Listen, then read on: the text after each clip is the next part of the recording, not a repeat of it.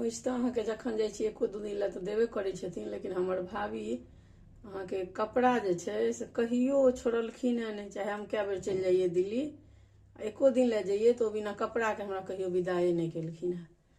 हुनकर विवाह जे भेलनि तऽ हम 5th में पढ़ैत रहिए, तो बहुत मतलब एक अपन बच्चा जकाँ। हमर भतीजा तो बाद में भेले, हमर बड़की भाभी के एकेटा बेटा छै, तो वो बाद में भेले। बुझियो जे हुनकर हम बेटिए जकाँ छियै, तो कहियो दू रंग केबे नहीं केलखिन।